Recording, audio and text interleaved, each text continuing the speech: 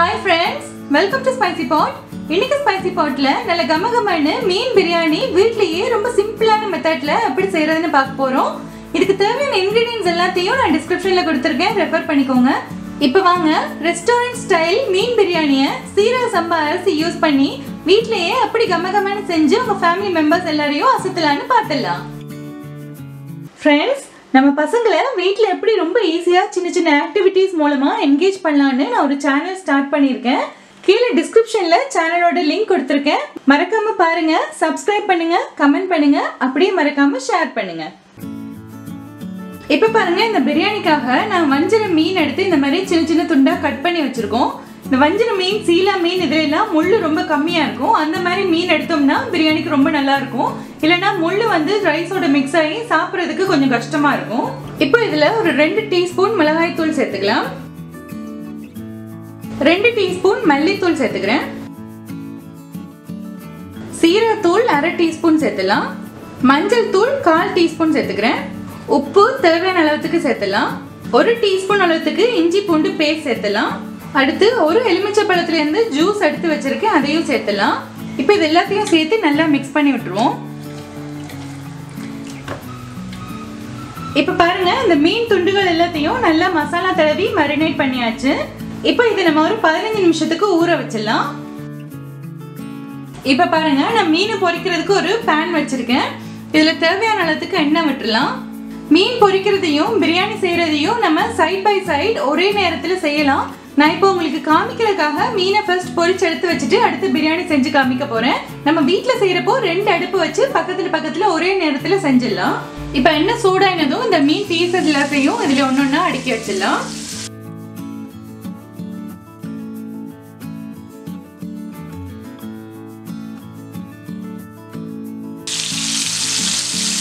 இப்போ இதை 2 பக்கமும் திருப்பி ஒரு 3/4 பதம் வெந்ததும் எடுத்துடலாம்.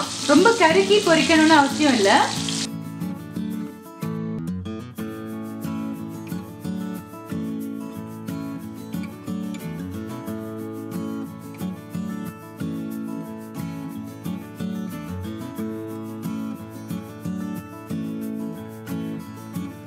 இப்போ பாருங்க, இந்த மீனை வந்து 2 பக்கமும் திருப்பி விட்டு இந்த மாதிரி பொரிச்சிட்டேன். ஒரு 3/4 பதம் தான் பொரிச்சிருக்கோம்.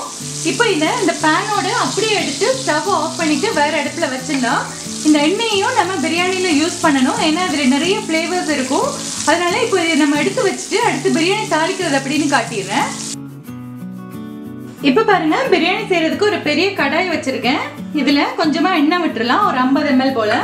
நல்ல வாசனைக்காக ஒரு டேபிள் ஸ்பூன் அளவுக்கு நெய் விட்டுக்கிறேன். இப்போ எண்ணெய் சூடாயினதோ 2 துண்டு பிரியாணி லீஃப் சேர்த்துடலாம். இதுல அடுத்து 2 துண்டு பட்டை, ஒரு டேபிள் ஸ்பூன் அளவுக்கு கல்பாசி, இது வந்து மராட்டி மொக்கு 1, 5 ஏலக்காய், 2 சின்ன துண்டு அன்னாசி பூ, ஒரு 5 கிராம்பு, இது எல்லாத்தையும் சேர்த்து தாளிச்சிடலாம். இதெல்லாம் நல்லா பொரிஞ்சதும் 3 பெரிய வெங்காயத்தை எடுத்து இப்படி ஸ்லைஸா கட் பண்ணியிருக்கேன், அதை சேர்த்துடலாம். பிரியாணிக்கு எப்பவுமே வெங்காயம் நல்லா கோல்டன் ப்ரௌனா வதங்கிச்சுனா தான் நல்ல டேஸ்ட் கொடுக்கும். அதனால வெங்காயம் நல்ல கோல்டன் ப்ரௌனா வர்ற வரைக்கும் நம்ம வெயிட் பண்ணலாம். இப்போ பாருங்க, வெங்காயம் நல்ல பொன்னரமா வதங்கிடுச்சு. அடுத்து இந்த ஸ்டேஜ்ல நான் 1/2 டேபிள் ஸ்பூன் அளவுக்கு இஞ்சி பூண்டு பேஸ்ட் சேர்த்துக்கிறேன். இது பச்சை வாசனை போற வரைக்கும் நல்லா வதக்கிடலாம். இப்போ இஞ்சி பூண்டு பேஸ்ட் நல்லா வதங்கிடுச்சு. இதுல இப்போ நம்ம 2 தக்காளியை இந்த மாதிரி கட் பண்ணி வச்சிருக்கோம், அதை சேர்த்துடலாம். கூடவே 3 பச்சை மிளகாய் எடுத்திருக்கேன், அதையும் சேர்த்துடலாம். ஒரு கைப்பிடி அளவுக்கு புதினா, ஒரு கைப்பிடி அளவுக்கு மல்லி இலை சேர்த்துடலாம். இப்போ இது எல்லாத்தையும் சேர்த்து இந்த தக்காளி நல்லா சாஃப்டா வர்ற வரைக்கும் வதக்கி விட்டுருவோம். தக்காளி சீக்கிரம் வதங்கணுங்கிறதுக்காக கொஞ்சமா உப்பு சேர்த்துக்கலாம் இந்த ஸ்டேஜ்ல. இப்ப பாருங்க, நம்மளோட வெங்காயம் தக்காளி எல்லாம் நல்லா கொள்ளைய வதங்கிடுச்சு. இந்த ஸ்டேஜ்ல நான் 2 டீஸ்பூன் அளவுக்கு கரம் மசாலா சேர்த்துக்கிறேன். ஒரு 1/2 டேபிள் ஸ்பூன் அளவுக்கு தனி மிளகாய் தூள் எடுத்துக்கலாம். காரத்தை நீங்க உங்களுக்கு ஏத்த மாதிரி அட்ஜஸ்ட் பண்ணிக்கலாம். அதே அளவு 1/2 டேபிள் ஸ்பூன் மல்லித்தூள் எடுத்துக்கிறேன். சீரகத்தூள் 1 டீஸ்பூன் சேர்த்துக்கலாம். மிளகு தூள் 1/2 டீஸ்பூன் எடுத்துக்கலாம். அடுத்து மஞ்சள் தூள் 1/4 டீஸ்பூன் போல சேர்த்துக்கலாம். இப்போ இது எல்லாத்தையும் லைட்டா ஒரு தடவை மிக்ஸ் பண்ணி விட்டுருவோம். கருகி போயிடக்கூடாது, இந்த மசாலாலாம் லைட்டா மிக்ஸ் பண்ணிட்டோம்னா போதும். அடுத்து இதுல தயிர் ஒரு 1/2 கப் அளவுக்கு எடுத்துக்கலாம். பாருங்க, இப்போ எல்லாம் நல்லா மிக்ஸ் பண்ணியாச்சு. தயிர் சேர்த்ததுக்கு அப்புறம் இது ஒரு 2 நிமிஷத்துக்கு இப்படியே கொதிக்கட்டும். இந்த மிளகாய்த்தூள் மல்லித்தூள் இதோட பச்சை வாசனை எல்லாம் போயிடும். இப்ப பாருங்க தயிர் சேர்த்து ஒரு 2 நிமிஷம் நல்லா வதக்கி விட்டோம். நல்லா வாசனை வர ஆரம்பிச்சிருச்சு. அடுத்து நம்ம தண்ணி சேர்க்கணும். இந்த மெஷரிங் கப்ல நான் இன்னைக்கு 3 கப் அளவுக்கு அரிசி எடுத்திருக்கேன். 1 கப் அரிசிக்கு 1.5 கப் தண்ணி. அப்போ மொத்தமா 4.5 கப் தண்ணி நம்ம சேர்க்கணும். 4.5 கப் தண்ணியில நான் 1 கப் அளவுக்கு தேங்காய் பால் சேர்த்துக்கிறேன். இது நல்ல ஃப்ளேவர் கொடுக்கும். நீங்க தேங்காய் பால் இல்லைன்னா பரவாயில்ல, சேர்க்காம கூட செஞ்சுக்கலாம். மீதி 3.5 கப் அளவுக்கு தண்ணி சேர்த்துலாம்.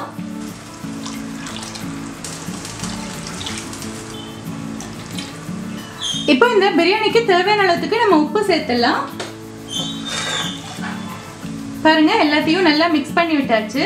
இப்போ இந்த தண்ணி நல்லா கொதிக்க ஆரம்பிக்கிறப்பதான் நம்ம அரிசி போடணும். நல்லா கொதிக்கட்டும். இப்போ பாருங்க தண்ணி நல்லா பபிள் வர்ற அளவுக்கு கொதிக்க ஆரம்பிச்சிருச்சு. இந்த ஸ்டேஜ்ல நம்ம அரை மணி நேரம் ஊற வச்சு தண்ணியை வடிகட்டின இந்த சீரக சம்பா அரிசியை உள்ள சேர்த்துடலாம். இது இன்னைக்கு நான் 3 கப் எடுத்திருக்கேன். இப்போ இதை நல்லா மிக்ஸ் பண்ணி விட்டுலாம். அரிசி ஒரு 80% குக் ஆகுற வரைக்கும் நம்ம மூடி போட வேண்டியதில்லை. இந்த மாதிரியே குக் பண்ணிடலாம். இப்போ பாருங்க தண்ணி எல்லாம் நல்லா எடுத்து ஒரு 80% அளவுக்கு இந்த அரிசி எல்லாம் நல்லா குக் ஆயிடுச்சு. இப்போ நம்ம இதை தம் போட போறோம். ஒரு யூஸ் பண்ணாத தோசை கல் எடுத்து கீழே வச்சு தம் போட்டுடலாம். இப்போ பாருங்க மேலே இந்த மாதிரி நல்லா இருக்கு. இதுல இப்போ நம்ம ஃப்ரை பண்ணி வச்ச இந்த மீன் துண்டுகள் எல்லாத்தையும் ஒன்னொன்னு அடுக்கிடலாம்.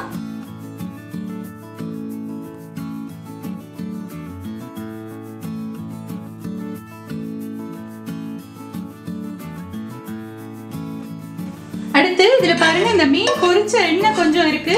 அதையும் எடுத்து இந்த மாதிரி மேலால விட்டுலாம். இதுல நல்ல நிறைய மீனோட ஃப்ளேவர்ஸ் இருக்கும். அதனால அதை வேஸ்ட் பண்ணக்கூடாது.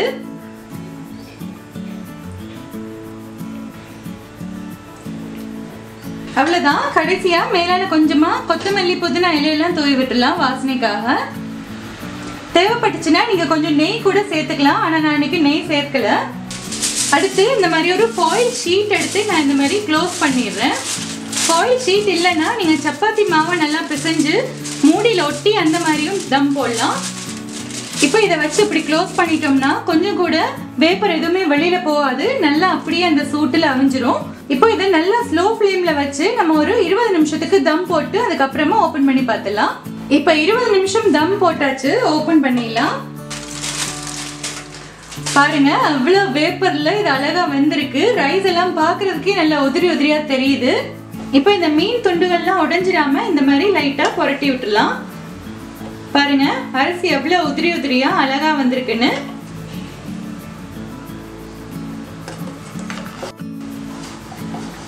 அதிகமா கிண்டிட்டோம்னா மீன் சேர்ந்து எல்லாம் உடைஞ்சிரும். அதனால லைட்டா கிண்டினா போதும்.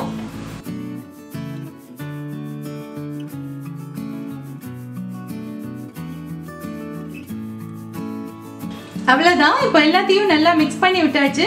இப்போ அடுத்து நம்ம இதை சூடா சர்வ் பண்ணிடலாம். இப்போ பாருங்க ஃப்ரெண்ட்ஸ், நல்ல கமகமான மீன் பிரியாணி ரொம்ப சூப்பரா ஈஸியான மெத்தட்ல செஞ்சாச்சு. மீன் பிரியர்கள் எல்லாருக்குமே இந்த பிரியாணியை வேண்டாம்னு சொல்றதுக்கு கண்டிப்பா மனசே வராது. நீங்களும் ஒரு தடவை இந்த மாதிரி மெத்தட்ல உங்க வீட்டுல பிரியாணி செஞ்சு பாருங்க. உங்களுக்கு பிடிச்சிருந்துச்சுன்னா என்னோட சேனலை சப்ஸ்கிரைப் பண்ணுங்க. மறக்காம கமெண்ட் பண்ணுங்க. அப்படியே உங்க ஃப்ரெண்ட்ஸ் அண்ட் ஃபேமிலி கூட ஷேர் பண்ணுங்க. நன்றி.